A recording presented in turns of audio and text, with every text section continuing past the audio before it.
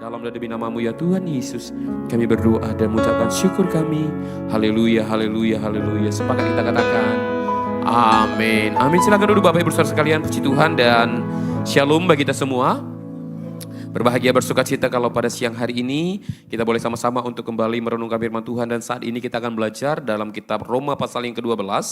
Ayatnya yang ke-10, satu ayat yang akan kita baca secara bersama-sama. Kitab Roma pasal yang ke-12 ayat yang ke-10, mari kita akan baca bersama-sama dari slide yang sudah ditampilkan bagi kita. 1, 2, 3. Hendaklah kamu saling mengasihi sebagai saudara dan saling mendahului dalam memberi hormat. Bisa sekali lagi dengan lebih semangat, amin. 3, 2, ya. Hendaklah kamu saling mengasihi sebagai saudara dan saling mendahului dalam memberi hormat. Diberkatilah setiap kita yang membaca serta melakukan firman Tuhan dalam kehidupan kita. Amin. Nah Bapak Ibu, kalau kita membaca kitab Roma pasal yang ke-12 ayat yang ke-10, tema yang kita ambil adalah kasih kepada keluarga dan saudara seiman. Kenapa Paulus menuliskan ini kepada jemaat di Roma? Kalau kita bisa melihat dalam kitab Roma pasal yang ke-10, ayatnya yang ke-12 dikatakan demikian, Roma pasal yang ke-10 ayat 12. Sebab tidak ada perbedaan antara orang Yahudi dan orang Yunani, karena Allah yang satu itu adalah Tuhan dari semua orang, kaya bagi semua orang yang berseru kepadanya. Nah jadi situasi jemaat yang di Roma adalah jemaat yang sedang mengalami sebuah pergumulan tentang siapa yang lebih penting, siapa yang harus mengasihi siapa. Karena di Roma ada situasi yang terjadi ketika ada seorang raja yang memerintah di Roma, semua orang-orang Yahudi dikeluarkan dari negara Roma. Nah ketika keadaan kerajaan mulai stabil, orang-orang Yahudi kembali lagi ke Roma. Tapi di dalam situasi gereja mulai terjadi perselisihan. Orang Yahudi berkata, kami yang harus dihormati karena kami adalah bangsa pilihan Tuhan. Sedangkan orang-orang Roma berkata, tidak demikian karena kami adalah penduduk asli dari Roma tersebut. Jadi siapa yang datang harus menghormati kami. Nah situasi ini yang terjadi sehingga Paulus ingatkan supaya orang-orang percaya hendaklah saling mengasihi. Nah kenapa ini ditekankan? Karena di pasal yang pertama sampai pasal yang ke-11 Bapak Ibu Saudara sekalian, Paulus sudah menjelaskan tentang pengajaran-pengajaran Alkitab berbicara tentang doktrinalnya. Artinya tentang ajaran yang harus dipahami. Di dalam bahasa teologi dikatakan adalah ortodoksinya. Jadi ajaran-ajaran itu diperjelas oleh Paulus supaya semua orang sadar kita diselamatkan oleh kasih karunia Tuhan dan semua manusia adalah manusia yang berdosa. Nah, pemahaman itu diharapkan Paulus kalau sudah benar pemahamannya, harusnya ortopraksinya atau yang dilakukan harus benar juga. Oke, sekali lagi. Kalau sudah benar pemahamannya, harusnya apa? Yang dilakukan pun sudah harusnya benar. Karena tidak boleh cuman yang kita lakukan benar tapi pemahamannya salah. Contoh, kenapa kira-kira Bapak Ibu kita ke gereja? Yang kita lakukan udah benar nih kan? Ke gereja hari Minggu. Pertanyaannya, coba tanya kiri kanannya. Kenapa kau ke gereja hari ini? Shalom. Yang kita lakukan ini sudah benar. Tapi pemahamannya? Berduka cita ya. Oke, saya tanya lagi. Kenapa kita hari Minggu memberikan persembahan ke gereja? Yang Bapak Ibu lakukan benar-benar nih. Setiap hari Minggu mempersiapkan persembahan, bahkan ada yang seminggu sebelumnya sudah dipersiapkannya persembahannya. Dan di hari Minggu diberikannya. Yang Bapak Ibu lakukan sudah? Pertanyaannya, kenapa diberikan? Coba tanya kiri kanannya, kenapa harus diberikan? Oke, supaya ada operasional gereja ya. Nah, jadi pemahamannya ini harus benar dulu. Karena kalau salah nanti pemahaman kita, yang kita lakukan benar, akhirnya bisa lama-lama jadi sungut-sungut. Karena ada orang memberikan persembahan, berharap apa? Supaya Tuhan memberkati dia. Dia balikkan perpuluhan supaya nanti apa? Tuhan jagai, Tuhan lindungi, Tuhan berkati semua usahanya. Tiba-tiba tidak seperti yang diharapkannya, gagal, bangkrut, banyak hal terjadi. Dia bilang apa? Tuhan, udah kukasih loh kolektiku. Kenapa masih kau buat kayak gini hidupku? Karena pemahamannya salah. Memang yang dilakukannya sudah benar. Oke. Kenapa nanti pulang ibadah ini perlu beli belajar? Itu enggak ada ya. Itu enggak perlu ya. Itu konteksnya agak beda dia ya. Jangan nanti ada orang melakukan sesuatu yang sebenarnya yang dilakukannya sudah benar, tapi pemahamannya salah. Oke, aku tanya dulu ibu-ibu di tempat ini. Shalom Bu. Kenapa dihormati suami? Ada yang bilang, nggak pernah kok Pak, ku hormati. Iya Pak, itu memang lebih tepat ya. Oke. Shalom Bu. Kenapa dihormati suami?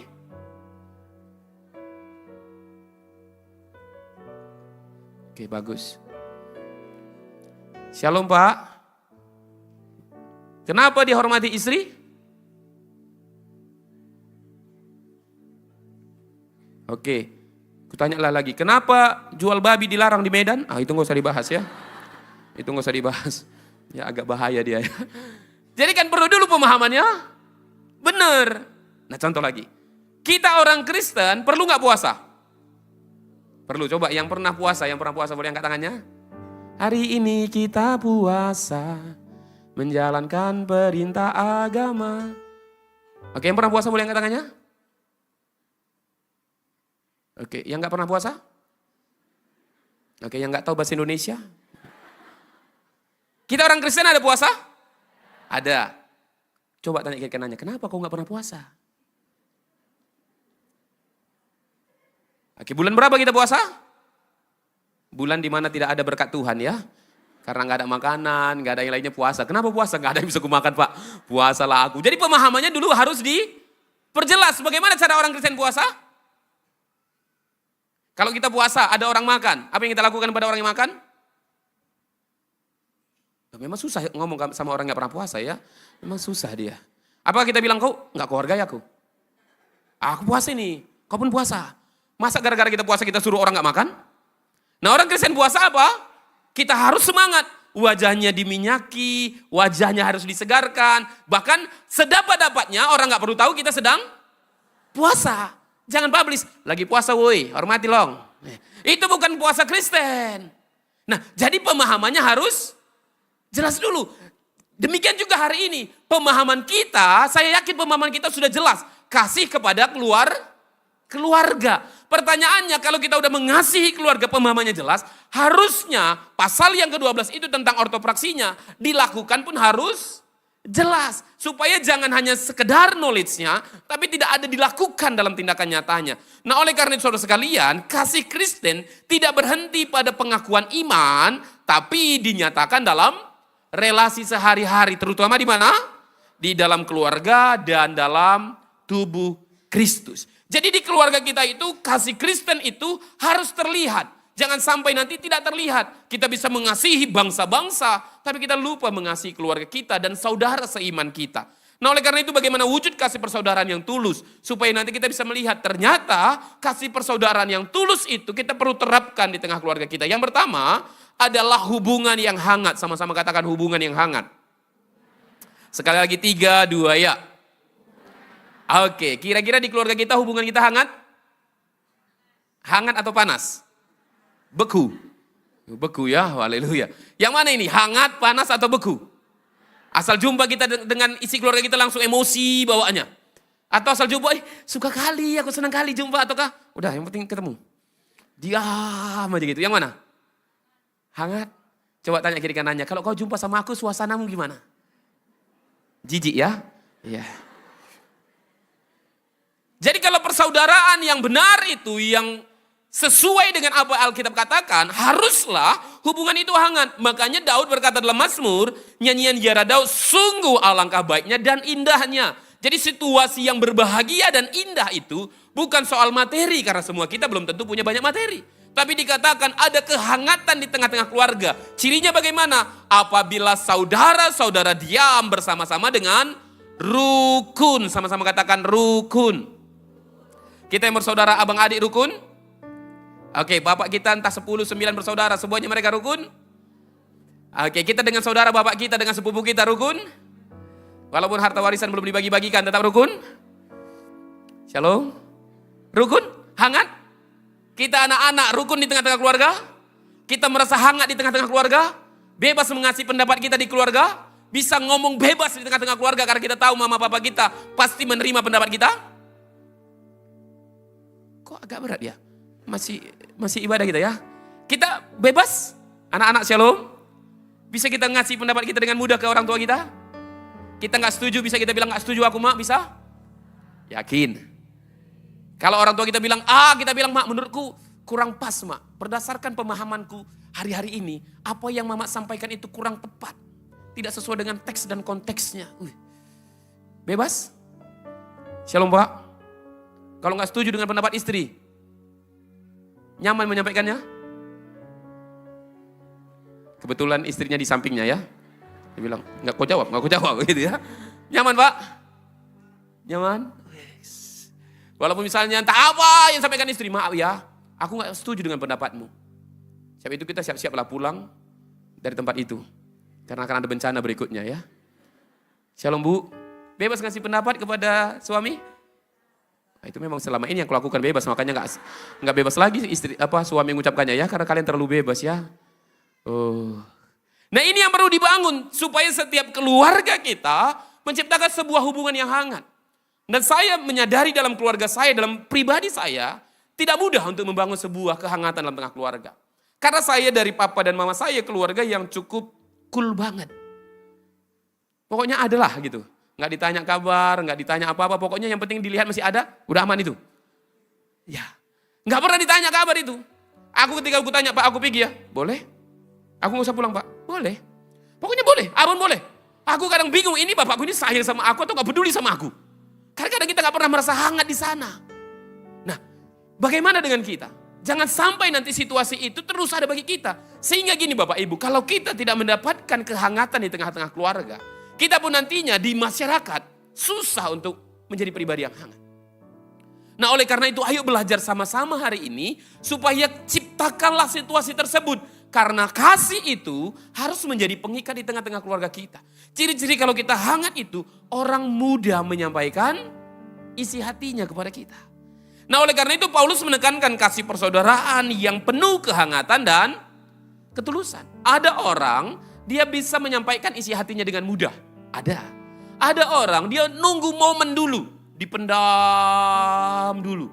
Nanti udah penuh, udah kepenuhan, udah amarahnya udah melimpah, baru meledak tiba-tiba. Ada orang apa? Tiba-tiba langsung aja dia. Ada. Nah, kita yang bagaimana? Kita harusnya menyampaikannya dengan hangat, dengan mudah. Ada orang ketika dia menyampaikan isi hatinya lebih mudah dengan WA. Ada? Oh, enggak ada juga di sini ya. Ada orang yang lebih mudah dengan telepon. Kalau nelpon dia jelas mau disampaikannya isi hatinya. Kalian yang mana? Lebih mudah komunikasi itu dengan telepon atau chat? Oh, kalian nggak punya apa-apa ya hidup ini. Yang mana lebih mudah? Kayaknya isi hati kalian itu kayaknya lebih tersalurkan ketika ngomong atau via teks, chat. Yang ngomong. Yang chat, via chat. Yang udah nggak peduli lagi dengan hidup ini. Ya ada orang lebih suka ngomong dia, langsung nelpon gitu. Ada orang lebih suka chat. Kenapa? Karena kalau dia menchatting dia rasa apa? Terstruktur, poinnya jelas mau disampaikannya. Ada orang dia nelpon. Ada juga orang chat tapi salah. Salah emotikonnya. Tahu salah emotikonnya? Ada gak pernah di antara kita, mana tahu atau bukan kita, teman kita, dia mengucapkan turut berduka cita. Tapi emotikonnya pakai senyum yang ada air matanya kiri kanan. Ada? Shalom? Dia bilang, turut berduka cita, kasihnya emotikon. Ku tanya, kenapa kau buat bahagia? Enggak bang, aku berduka cita dengan meninggalnya orang tuanya. Itu emotikonnya senyum. Enggak bang, itu ada air matanya. Itu salah. Memang betul ada emotikonnya, ada air matanya. Tapi itu apa? Karena sukacitanya berlebihan sampai nangis. Tapi dia apa? Turut berduka cita ya atas meninggalnya bapakmu. Kita bacanya ini yang mana ini? Ini senang atau berduka cita? Salah. Nah, shalom Pak. Kalau kita chatting, pahamnya kira-kira istri anak-anak kita tentang chattingan kita? Karena ada orang bisa memahami isi chattingan itu. Ini suasananya marah atau senyum. Aku pernah dimarahi sama anak Nextjet. Dia bilang, "Sir, kenapa Sir asal chatting sama kami? Kayaknya marah-marahin kami." Aku bilang, "Enggak. Semalam lah Sir." Aku bilang, "Kami izin ya Sir." Sir bilang, "Oke." Kan aku bilang, "Oke." Iya Sir, tapi hurufnya cuma O sama K. Loh, setahuku secara bahasa Indonesia yang baik dan benar, bilang oke, O dan K. Tapi bagi mereka tidak. O, K tambah. Oh itu dia. Itu dia rupanya ya. Dan E-nya nggak boleh. Harus makin banyak. Jadi oke. Gitu. Jadi aku ketika chatting aja sekarang mikir ini marah. Atau enggak. Bilang oke. Baru tahu aku rupanya oke itu ada huruf E. Dan aku yakin bapak-bapak sini semua nggak tahu itu. Ini karena kita perlu belajar Bapak Ibu. Supaya pesan itu sampai. Dan aku tahu itu, waktu itu saya tahu adalah ketika retreat. Retreat youth kayaknya ya, volunteer camp youth.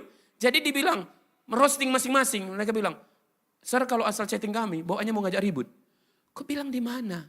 Tegas sekali kalimatnya. Maunya harus ada tanda tanyanya. Kau bilang kalau tanda tanya 1 kenapa? Nggak boleh Sir, 3. Kenapa harus 3? Di mana rupanya secara penulisan bahasa Indonesia tanda tanya harus dan nggak boleh ada tanda titik di belakang, Sir. Kalaupun ada titik, minimal 3. Jadi, terima kasih ya, titik 3. Oh, baru tahu aku. Khususnya anak-anak generasi Gen Z sekarang. Dia bilang, yang Sir tuliskan ini ngomong sama kami secara nuansanya. Gimana caranya ini? Bahkan tanda jempol pun ada artinya. Jempol nggak boleh 1, harus 3. Makanya ada orang lebih nyaman dia kalau apa? Ngomong. Ada juga orang udah chatting, udah ngomong tetap nggak ngerti. Iya memang apa boleh buat, memang setiap kita kan beda-beda ya. Kita udah chatting, kita udah ngomong, dia paham kau? Enggak kata dia. Tapi maksudnya ayo dong sama-sama ciptakan apa? Kehangatan di tengah-tengah keluarga. Sama hari ini kan agak hangat ya, panas sebenarnya ya.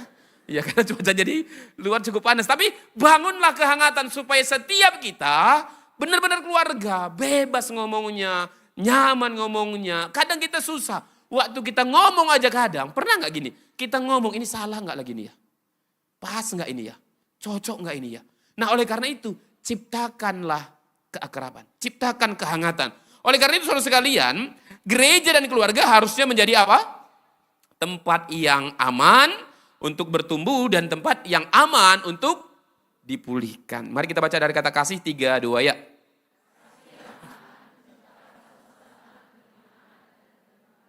Nah jadi dimulai dengan kasih yang hangat. Jangan pernah paksa anak kita bilang, ngomong kau, jujur. Jujur aja, nggak marah kok bapak, jujur. Cuman anak kita udah tahu, mati aku ini. Kalau jujur aku ini, kacau aku ini gitu. Jangan maksanya untuk orang jujurnya sama kita. Tapi ciptakan suasana nyamannya, maka anak akan langsung jujur. Contoh, kita yang generasi di saya dan atas saya. Kalau kita dulu dipukul guru kita di sekolah, berani gak kita jujur ke rumah? Shalom. Berani kita jujur sama mama bapak kita di rumah? Kenapa gak berani? 2 kali. Udah dipukul guru kita sekali sampai di rumah, makanya dengar gurumu itu. Iya, akhirnya kita bilang enggak lah, cukuplah sekali ini aku. Dipukul aja 1 kali aja. Nah, tapi gini pertanyaannya, karena itu kadang gini, banyak orang tua nggak mau dekat dengan anaknya. Karena mereka bilang apa? Kalau dekat sama anak ini Pak, kurang dihormatinya kita. Harus tegas sama anak ini, supaya jadi orang semua mereka ini. Jadi definisi orang tua kita itu membuat kita jadi orang adalah kasih jarak dan tegas, kasar. Jadi kalau belum dikasih jarak, tegas, kasar, kita belum jadi orang. Jadi apalah kita? Jawablah masing-masing, jadi apalah kita gitu ya. Saya sampai sekarang, saya lupa kapan aku dipeluk bapakku. Shalom. Lupa aku kapan aku dipeluk sama bapakku. Lupa aku kapan dipeluk oleh mamaku. Khususnya kita yang laki-laki, jujurlah kita yang laki-laki ini. Masih ingatkah kita kapan pelukan terhangat dari bapak kita? Gak punya bapak lagi itu semua. Karena susah kita rasa mengungkapkan rasa sayang kita. Makanya di keluarga itu tidak tercipta kehangatan. Ada anak hanya ngomong sama bapaknya. Hanya pada waktu dia rasa perlu. Kan banyak anak-anak kos kayak gitu ya. Kapan? Jujurlah kalian yang ngekos ini. Yang tinggal di Medan ini, yang mungkin orang tua jauh. Kapan kalian menghubungi orang tua? Shalom. Tanggal berapa? Tanggal-tanggal sakratul maut ya. Ini tanggal berapa sekarang? Hah? 22. Biasanya ini udah mulai membangun kedekatan. Kayak mana kabar Amang? Sehat? Kenapa? Karena udah mau dekat-dekat tanggal 27, 28 ini kan. Bangun baik-baik. Dengan harapan apa? Pas nelpon nanti bisa kirim mak. Itu. Tapi mulai dari tanggal 1 sampai tanggal 20 enggak ada.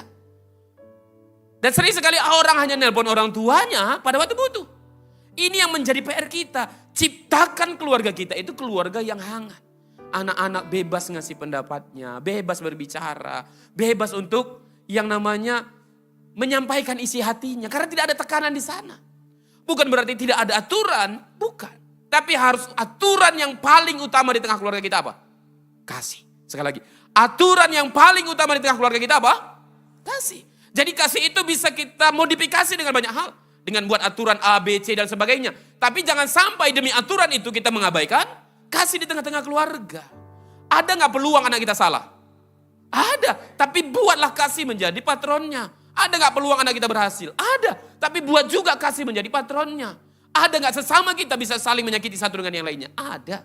Tapi buatlah kasih menjadi pengikat antara sesama kita. Itu menjadi hukum yang paling utama. Baik hubungan kita dengan siapapun dalam hidup ini. Nah oleh karena itu saudara sekalian, di slide yang berikutnya sebagai poin yang terakhir, statement yang terakhir dari poin yang pertama ini, kita baca 3-2 ya.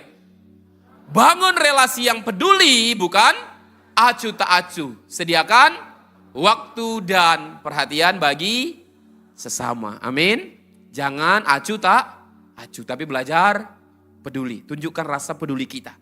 Baik kepada keluarga kita, baik kepada saudara seiman kita, baik kepada tetangga kita, baik kepada lingkungan di mana kita berada. Di STM kita, di tempat kerja kita, di kantor kita, harus mereka bisa merasakan apa? Kehadiran kita di tengah-tengah sana. Nah makanya dalam kitab Roma pasal yang ke-12 ini, coba kita lihat sekali lagi. Roma pasal yang ke-12 bisa ditampilkan di media, ayat yang ke-18-nya. Roma pasal yang ke-12 ayat ke-18. Mari kita baca bersama-sama, 1, 2, 3. Nah jadi dikatakan apa? Sedapat-dapatnya kalau hal itu bergantung padamu. Maksudnya jangan tunggu orang lain yang hangat bagi kita. Tapi mulailah dari pribadi kita.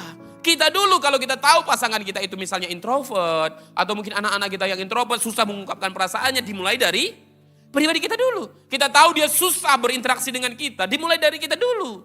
Jangan paksakan orang langsung untuk menghormati kita. Langsung mulai dari mereka. Dimulai dari pribadi kita. Misalnya anak-anak kita gak mau cerita apapun kepada kita. Mulai dulu dari pribadi kita. Kita dulu cerita. Bangun cerita kita kepada anak-anak kita. Kalau dia tahu kita bisa menerima segala kekurangan dan kelemahannya.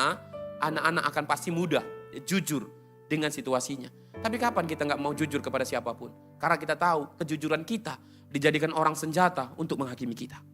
Oke sekali lagi. Sering sekali apa? Kejujuran kita dipakai orang untuk senjata menghakimi kita. Makanya kadang kita malas jujur kepada siapapun. Ya, kita kadang jujur kepada A, itu menjadi topik dia dengan si B. Kita jujur sama si B, itu menjadi pembahasan mereka. Sehingga kita merasa tidak nyaman kadang. Nah oleh karena itu Bapak Ibu mari ciptakan kehangatan supaya ada relasi yang baik di sana. Yang kedua, bagaimana wujudnya adalah sikap penuh hormat. Sama-sama katakan penuh hormat.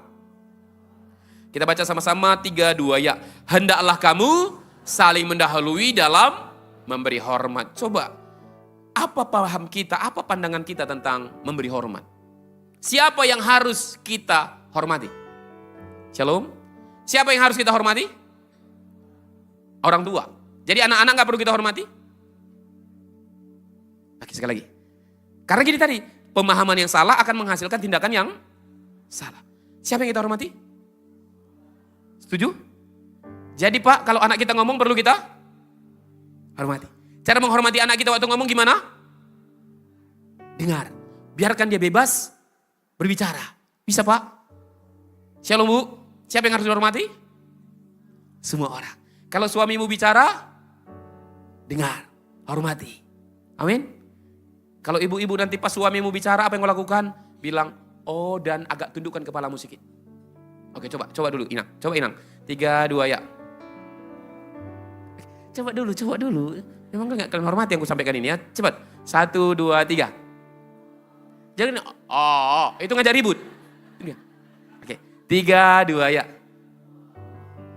Walaupun larinya kau rasa perkataan suamimu. Bisa? Kenapa kau hormati suamimu? Karena pendapatnya benar atau pendapatannya yang benar? Hah? Shalom. Karena pendapatnya benar atau karena pendapatannya yang benar? Kalau karena pendapatannya, berarti saat tidak ada pendapatannya, gak dihormati. Kenapa anak-anak kita hormati? Kan jarang, lebih mudah kita merasa kita menghormati orang tua. Makanya kadang kita malas, maaf ini ya, banyak generasi muda sekarang malas dia berinteraksi dengan orang tua. Kenapa? Karena apapun dia anggapan orang tua yang dilakukan oleh anak muda, salah. Nggak kau hormati aku, kurang etikamu. Entah kenapa lah, maaf kita orang tua ini butuh sekali dihormati. Kita bilang, nggak ada hormatmu sama aku. Nggak ada hormatmu sama aku. Memang betul, banyak juga memang anak-anak muda yang nggak mengerti rasa hormat lagi. Tapi jangan cari penghormatan bagi kita. Tapi ciptakan diri kita untuk bisa dihormati oleh orang lain. Karena penghormatan itu sebanding dengan apa yang kita kerjakan bagi orang lain. Nah contoh misalnya, memang rasa hormat dan rasa dekat ini kadang dua sisi yang sangat ekstrim. Kalau kita dekat dengan seseorang, kecenderungan apa? Kurang penghormatan. Kalau kita terlalu menghormati seseorang, kadang terlalu ada jarak di antara kita. Betul? Contoh, kalau di gereja Bapak Ibu yang gereja kesukuan lah misalnya, manggil pendetanya apa? Amang. Betul? Kira-kira dekat gak kita sama Amang itu? Dia bilang, Amang. Itu jauh itu.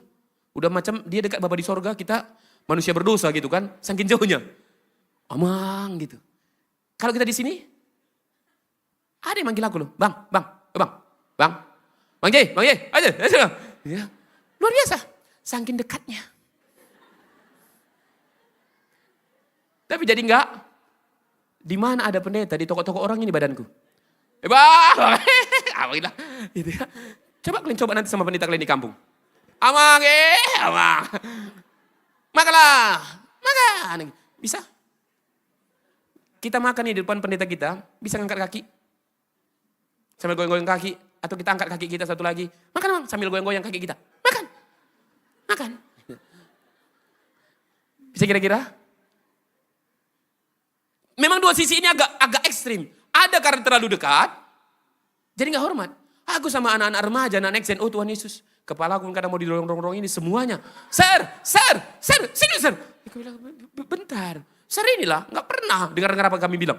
Oh Tuhan Yesus, iya. Bentar ya anakku ya. Iya. Pokoknya udah macam adiknya lawa gitu ya.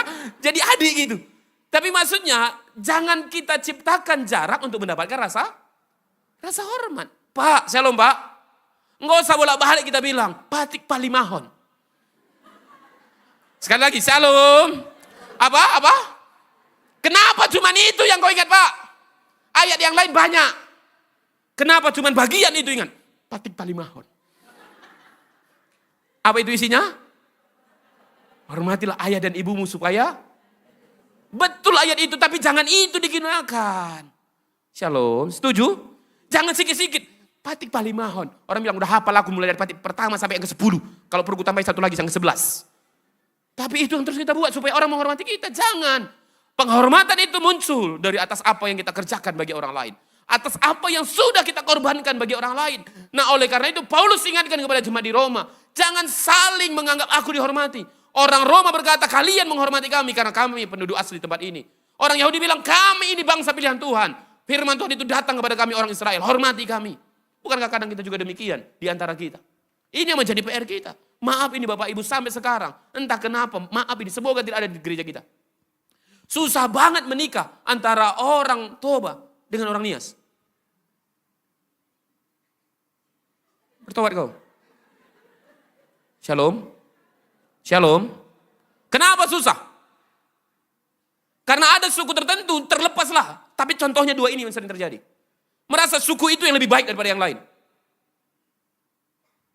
Semoga tidak ada di tempat ini. Amin. Mau suku apapun dia, nggak jadi masalah. Iya. Bahkan sekarang kalau di Asia, ada negara tertentu merasa derajatnya lebih tinggi daripada derajat negara yang lain. Ya, siapa itu contohnya? Ah, itu dia. Korea dan Asia yang lainnya. Jadi maaf ini untuk para fans BTS dan kawan-kawannya. K-pop garis keras dan garis lembek, garis-garis yang lainnya. Ada yang merasa derajatnya lebih tinggi. Seakan-akan kita ini kelas bawah. Padahal bukankah kita sama-sama dalam doa Bapa kami, apa kita katakan? Bapa kami. Jadi kalau Bapa kami yang di sorga kita ini adalah anak-anaknya. Makanya di sorga nanti nggak ada kita manggil tulang kepada siapapun di sana. Percayalah. Kalau nggak percaya, coba kalian duluan ke sana. Ya, nggak ada kita manggil tulang nanti di sana. Yang ada apa? Amang ya? Enggak juga, nggak kayak gitu maksudnya. Kok sesederhana itu logika kita ya? Enggak selamanya yang A, kalau enggak A harus B. Bisa option yang lainnya Bapak Ibu, oh Tuhan ya. Nanti di sana kita itu semuanya apa? Saudara. Shalom. Bukan enggak boleh kita menghormati karena kultur kita, budaya kita, boleh. Tapi dimulai dengan kasih. Rasa hormat itu digerakkan oleh kasih. Bukan karena siapa dia. Sekali lagi. Rasa hormat itu digerakkan oleh kasih, bukan karena siapa dia. Karena kalau siapa dia, karena dia pendeta kita hormati, karena dia seorang sintua kita hormati, karena dia bos di tempat kita hormati, karena dia pengusaha kita hormati, karena dia kaya raya kita hormati. Jadi kalau dia orang susah, orang miskin, mungkin yatim piatu, apakah kita hormati? Kalau status membuat kita menghormati seseorang, kita tidak akan menghormati orang tersebut. Makanya kalau kita membaca kitab Yakobus berkata, bahkan sering sekali kitab Yakobus berkata secara sederhananya, engkau menghormati orang-orang kaya, padahal orang kaya itulah yang membuatmu susah, kata kitab Yakobus. Tapi tanpa sadar kita sering menghormati seseorang karena dia kaya raya, punya kepribadian, punya mobil bagus, punya rumah bagus, kita hormati. Tapi kita yang susah-susah ini, karena kan banyaknya kita hidup ini, bukan hanya susah, di bawah kesusahan lagi. Ada namanya garis kemiskinan, kita di bawah garisnya lagi. Ini kan ada garis kemiskinan. Tapi ada juga yang kita di antara kita mungkin apa di bawah garis itu lagi. Kalau dalam bahasa karunya dikatakan demikian. Ada orang karu kamu sini? Memang cuma aku yang orang karu dunia ini ya. Oke. Oh ada satu orang ya. Ada dua. Oke. Dalam bahasa karunya dikatakan gini. Mesra peladem. Nah tahu artinya? Sampai jadi miskin belum sampai. Ada orang belum sampai jadi miskin dia. Jadi di bawahnya lagi. Kan ada orang miskin. Dia belum sampai jadi orang. Kalian tahu lah di mana posisinya itu ya. Kita aja miskin udah malu, ini belum sampai kepada miskinnya. Masih di bawah kemiskinan lagi. Ini si miskin, dia di bawahnya lagi. Kalau itu apakah kita hormati? Kalau hanya berdasarkan siapa dia, apa posisi jabatannya, kita tidak akan menghormati orang tersebut. Tapi kenapa kita menghormatinya? Karena kasih Kristus yang telah diberikan bagi kita. Jadi siapapun dia kita hormati. Mana tahu dia juga mungkin orang susah, orang kita lihat dia miskin atau pengamen. Hormati. Mana tahu dia adalah CEO yang menyamar. Bukan itu motivasinya ya. Terlalu banyak kau nonton drama Cina kau ya. Kadang tanpa sadar kayak gitu kita kan. Asal ada susah. Ecek-eceknya ini, ecek-eceknya ini. Makanya sampai sekarang gak pernah lagi aku tolong orang susah. Karena aku pikir kaya ini. Lagi pura-pura dia ini. Puji Tuhan sampai sekarang tetap miskin memang. Ya. Ada juga ibu-ibu sebagian gini. Dia berpikir suaminya itu yang menyamar, tapi kok belum ngaku, kayaknya ngaku besok ini. Ngaku, akhirnya ngaku, memang susah ya. Siapapun harus kita hormati, bukan tentang siapa dia. Orang tua kita hormati, pemuda kita hormati, anak-anak pun kita hormati. Murid-murid bermasalahnya di mana? Di antara mereka berdebat, siapa yang terbesar di antara kami? Dan Tuhan berkata apa? Siapa yang mau jadi pelayan, dialah yang terbesar. Sekali waktu murid-murid melarang ada orang tua membawa anaknya kepada Yesus. Karena merasa anak-anak itu gak penting. Tapi Tuhan berkata apa? Anak-anak ini sangat penting. Bahkan siapa yang menyambut seorang anak kecil ini, dia sedang menyambut aku. Berarti Tuhan sangat menghormati. Bisa gak Tuhan Yesus abaikan anak-anak kecil yang datang pada dia waktu itu? Bisa. Karena dia pribadi yang sangat terkenal. Figur yang sangat dihormati. Orang berbondong-bondong ingin jumpa dengan dia. Tapi apa Tuhan lakukan? Anak kecil itu pun bisa dekat dengan dia. Bahkan perempuan yang tidak benar ketika banyak orang menghakimi harus dilempar batu. Tuhan tidak menghakimi dia. Dia berkata apa? Pergilah dan jangan berbuat dosa lagi. Dia berjumpa dengan pemungut cukai dan orang berkata, kenapa dia berjumpa dengan orang pemungut cukai? Bukankah mereka orang yang berdosa yang melanggar perintah Tuhan? Tapi Tuhan berkata apa? Aku ingin menumpang di rumahmu. Tuhan tidak memberikan jarak kepada siapapun. Kenapa kita harus membedakan orang berdasarkan pendidikan, latar belakang, budaya, dan sebagainya. Saya yakin anak tua di tempat ini jemaat yang cerdas. Bukan berarti nanti pulang langsung tulang kita pun kita bilang saudaraku. Iya, jangan juga salah penerapan namanya ya. Yang nanti kita bilang, Pak, di surga nanti kan Pak, nggak ada lagi bapak dan mama, saudara semua. Jadi mulai sekarang, aku panggil bapak saudaraku. Itu salah tangkap namanya ya. Ya kalau tulang pun tetaplah kau panggil tulang. Ya, kalau memang ada di dalam budaya kita itu ada nomor-nomornya, ya tahulah juga nomor berapa. Menghormatinya, jangan bilang nggak ada nomor-nomor, senomor semua kita. Bukan juga, tapi tahu maksudnya penghormatan itu tidak ditentukan itu. Tapi karena ada kasih Kristus, amin. Shalom. Ya jadi perlu kita menghormati siapapun. Nah oleh karena itu Bapak Ibu di slide yang terakhir di poin yang kedua ini dikatakan demikian. Sikap hormat mencerminkan kerendahan hati dan kedewasaan rohani. Latih diri untuk menghargai perbedaan dan menghormati setiap pribadi sebagai apa? Ciptaan Allah. Jadi kita hormati semuanya karena kita sama-sama ciptaan Allah. Tidak ada yang superior di antara kita. Tidak ada yang lebih di antara kita. Semuanya kita ciptaan Allah. Yang ketiga dan yang terakhir, kesehatian yang erat. Kasih persaudaraan bertumbuh dalam kesehatian dan kesatuan hati. Kesatuan tidak berarti seragam. Oke, sekali lagi, kesatuan tidak berarti seragam. Bahkan sering sekali seragam itu membuat kita tidak sehati. Gara-gara seragam Natal, nggak sehati lagi kita. Shalom. Gara-gara seragam STM, nggak sehati lagi kita. Bukan itu gambaran kesehatian, nggak harus seragam. Nggak harus engkau suami istri, harus seragam bajumu ke gereja ini. Enggak. Paham maksudnya ya? Jangan gara-gara seragam nanti malah jadi aneh. Bayangkanlah Pak, diajak Inang Langkau misalnya. Seragam kita ya, karena nuansa Valentine. Diajaknya kau pakai baju pink. Dua-duanya lah suami istri pakai baju pink. Yang perempuan oke lah puji Tuhan. Yang laki-laki udah kayak bencong-bencong di mana-mana. Nggak harus seragam seperti itu. Kalau sepakat, ya boleh aja. Bayangkan juga misalnya, ibu-ibu di tempat ini, aku pingin pakai crop top lah hari Minggu ini Pak. Dan suami bilang, aku pun lah. Biar seragam gitu. Jadi suami istri datang, pakai crop top dia ke tempat ini ya. Enggak itu maksudnya Bapak Ibu, enggak itu ukurannya. Kalau ada keluarga suka banget seragam bajunya, bagus. Puji Tuhan, tapi kalaupun enggak bisa, enggak itu jadi ukurannya. Karena kesehatian itu berbicara tentang apa? Bisa menerima dalam berbagai perbedaan. Karena kita jujurnya, kita manusia yang berbeda, tapi kita bisa duduk bersama. Kenapa? Karena ada kasih Kristus di tengah-tengah kita. Nah oleh karena itu saudara sekalian, di poin yang terakhir ini, di slide yang terakhirnya kita baca sama-sama. Kesehatan memperkuat kesaksian gereja, kesehatian memperkuat kesaksian gereja di tengah dunia. Mari kita baca slide yang terakhirnya, 3, 2 ya. Peliharalah damai dan kesatuan. Utamakan kasih di atas, sekali lagi, utamakan kasih di atas kepentingan pribadi.